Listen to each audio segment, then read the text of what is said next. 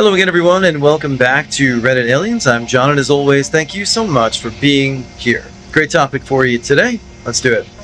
Do you think people can be born evil? Please remember to like, share, comment, hype, listen and ask for shoutouts, and subscribe. Back in New York tomorrow.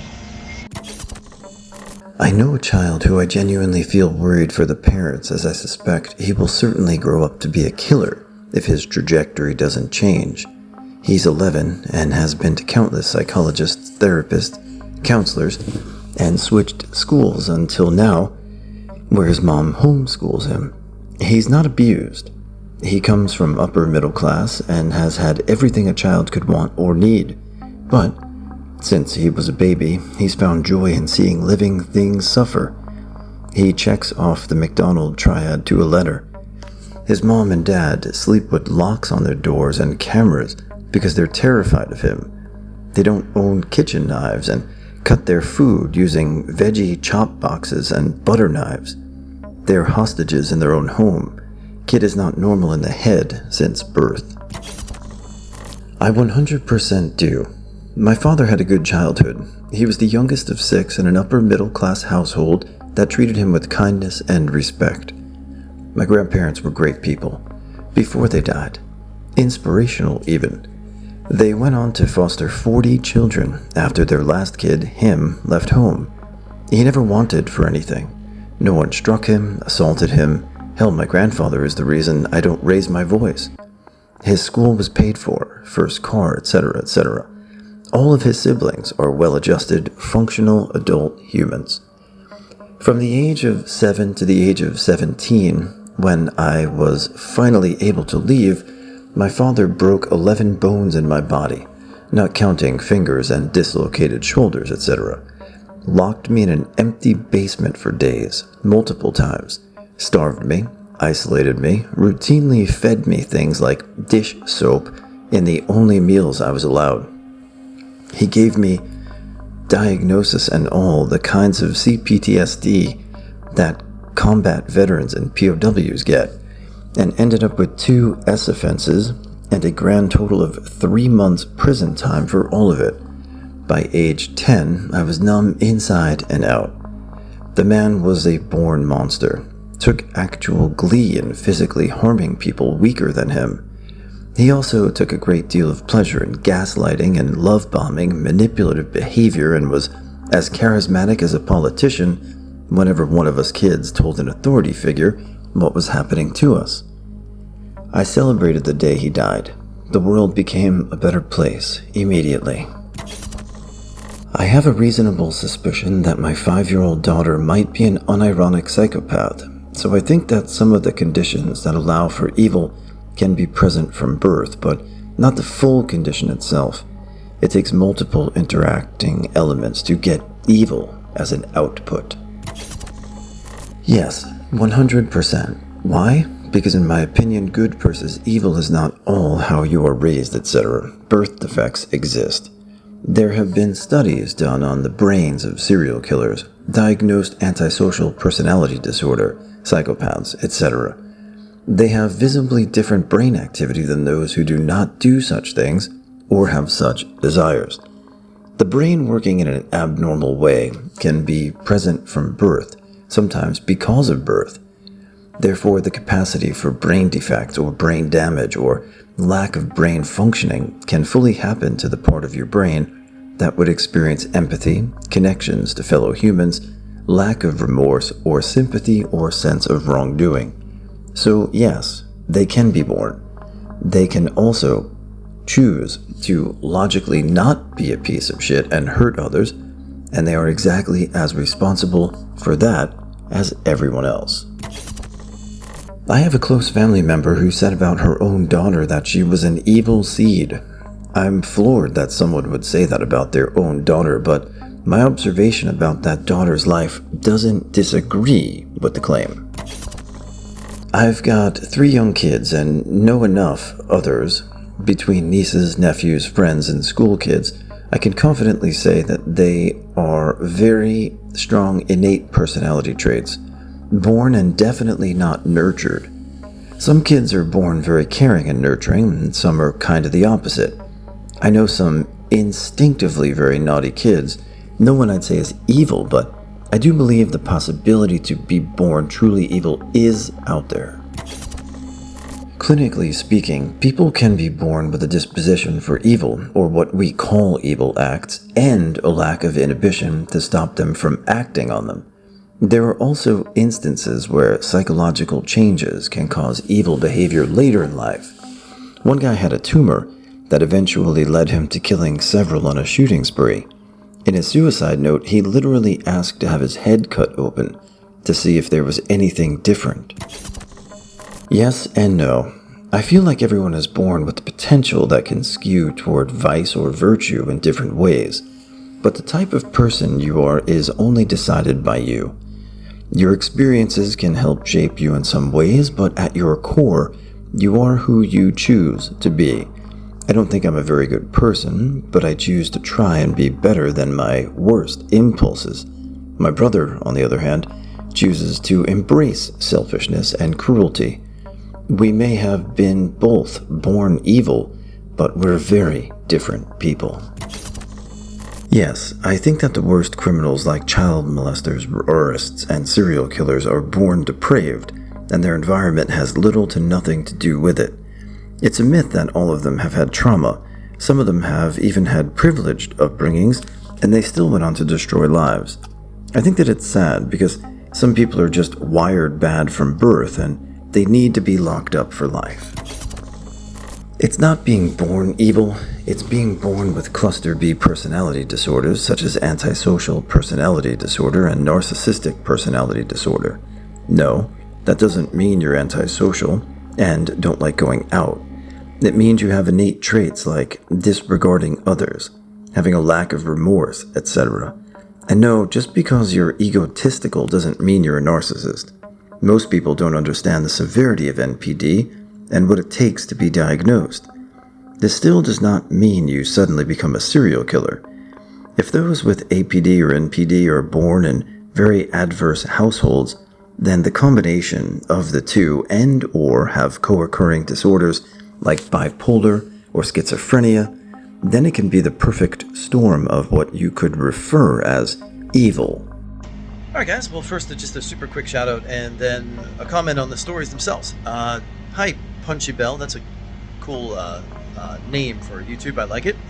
Anyway, now do I think people can be born evil, or whatever word you want to use for it? I think that, sure, yeah, I think there could be some genetic predisposition that could lead to it, but I do think environment does play a role. I mean, I'm sure there are plenty of high-functioning, active people that would fit into a box of psychopathy or a different type of antisocial or MPD, but I don't think that makes them inherently born evil. I think that that can be some level of choice, whether conscious or controlled from environment. So, for whatever it's worth, that's what I think. I hope you guys are doing great, and we'll see you then. Not really. Evil isn't as intrinsic trait that some people have. It's a label or a judgment that we put on things we think are really bad. There's no objectivity to it. What is evil changes from person to person. There are people who are born with an inability to feel empathy for others or various other mental disorders that may cause them to be okay with or even desire to do things that others would consider evil. But I think that's as close as you can get. I agree with the people who believe that the worst of the worst criminals who do such things without any apparent cause like trauma or motive are inherently bad or depraved, at least on a practical moral level. Though, to add nuance, that inherent badness is usually due to genetic mental illness or even stable neural configuration that produce low empathy and more aggression. Not defending any of those psychopaths on a moral level, they deserve the worst, but philosophically, I find it hard to pin blame on them in some inherently bad way. I personally hold to Compatibilism. But even if we assume libertarian free will where the person is the first cause, they either choose evil without reasons, which makes the choice arbitrary, or they choose evil due to reasons, which just extends further back to prior causes. There is no doubt in my mind that it is possible, and that it does happen, that people are born psychopaths, but everything exists on a spectrum. Most people are vulnerable and can swing one way or another, depending on the nurture part of the whole debate. But there is no firm answer to nature versus nurture, because it's not firm science. I don't think people can agree upon the definition of evil, so this question doesn't even make much sense to me. If we take a condition such as psychopathy, however, and look at the objective traits associated with the condition, we can observe in them, in some cases, at very early ages. A condition like this has associate neurodevelopmental issues, leading to size and activation differences in brain regions, such as the amygdala and prefrontal cortex. So do I think people can be born psychopaths? Yes. The environment can have a significant impact on how it is expressed, though. If by evil you mean capable of real harm and destruction without having been shown or taught it, I absolutely believe that some people are just born that way. I taught a troublesome student this past summer, and the kid just had a blank look in his eyes, no light, even when he smiled.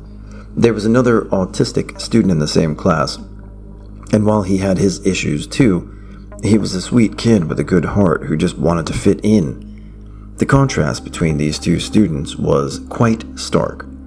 Said troublesome student would sometimes push or hit the other students, not in a violent way, but still, he was constantly testing the limits, and he'd draw pictures of violent scenes. I think he plays a lot of video games, but I teach other 4th graders who play video games too, and they don't just draw pictures of bloody battles. I think some people have genetic traits that predispose them towards sociopathic behaviors.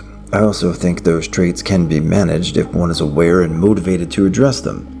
My family has an unusually high amount of narcissists and sociopaths. I'm the nicest one, that's what they all say, and have been scapegoated and marginalized accordingly. I could have turned out like them. I'm not sure why I didn't, but I'm very glad. I had a hard time when I was little, and started working on it early, I guess. Psychopathy, sociopathy, and survival mechanisms is an interesting theory. I do think people are capable of most anything under the right circumstances. Having seen things which make me a firm believer in reincarnation, I have to say it's a possibility, and that maybe some things are beyond our control and perception. A family member of mine was born with a birthmark on his head that was about the size of a bullet hole. That always made me wonder about the possibility that he had been murdered in a previous life. Growing up, he was a normal boy, and when he got into his teens, he was interested in girls and cars. In his 20s, he got a job he liked, and he got his friends on the same place where he worked. His friend ended up stealing from the business, and the manager-owner accused my family member of being in on the theft despite his denials. My family member lost his job because of the theft, and he and some friends had gone to a bar to get beer, and apparently my family member and his friend were going to settle the matter. I guess they were going to fight or something, but one or both had guns with them, and despite each having witnesses with them, my family member ended up shooting and killing his friend. My family member pled guilty and now sits in a prison cell for about the next 40 years, 34 years if he behaves himself to win parole. I can't help but wonder, was this a repayment for his friend, having killed him in a previous life? I truly wish I was a practicing hypnotist and could probe my family member's mind in a past life regression. The information I had on my family member's troubles is hearsay, and I was in the hospital at the time all this occurred. But that was what was told to me. I knew about my family member's bullet birthmark on his head, and had also seen and heard some other young family members say or do some things that made me think they had been reincarnated and could remember something of their past lives. To me, being evil is doing something bad to others when it is not needed and you're aware of the fact. That is why doing something bad, period, is not bad, say self-defense, and why being unaware is not bad either, say the countless examples I've seen with people that have Down syndrome. Now, how much of that is genetical and how much of it is environmental? As far as I know, there's some genetical factor to at least impulsiveness, so it's not hard to believe a predisposition for gratuitous overt malevolence exists. It is not really easy to prove, because it's not like you can go back in time and raise someone different. That said, I want to add that most people that are deemed evil are not. They're just particularly far in the natural, in my honest opinion, scale for humanity that is that of selfishness, and have enough power for that to make a difference. I can guarantee you that apathy from someone powerful can do far more harm than malevolence from a pauper, and actual negligence, even if altruistic, can be worse than some or both. That is one of the issues that come with power, not just corruption, but actual influence.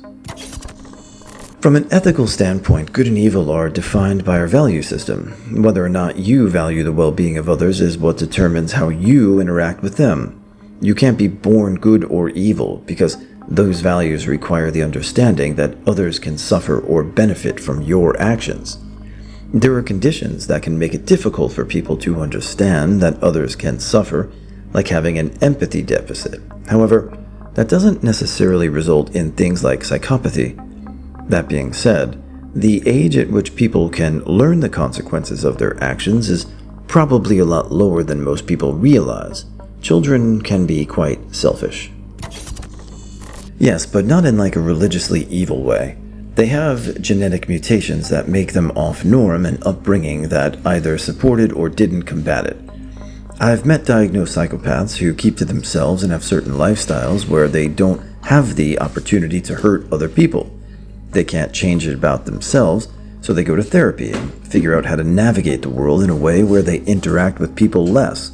I work in behavioral health. I see a lot of different things. There's no solid pattern, at least from what I've seen, in nature versus nurture. Many of them grew up in foster care and were abused and traumatized as children, but came to this lifestyle in their own way. It's not because their parents raised them well. They operate with an existential struggle that they were born evil, but don't necessarily want to be present or evil. It's not that they care about other people. It's that they don't understand the point of living a lifestyle where they're constantly manipulating and hurting others, witnessing that kind of bizarre and surreal evilness in someone who is not acting upon their own evil is a whole interesting dimension of cognition. But I know there are just as many people out there who aren't, and who are very happily mixing in the population. I don't like the word evil because it's so rooted in religion, which I don't subscribe to. Good for you.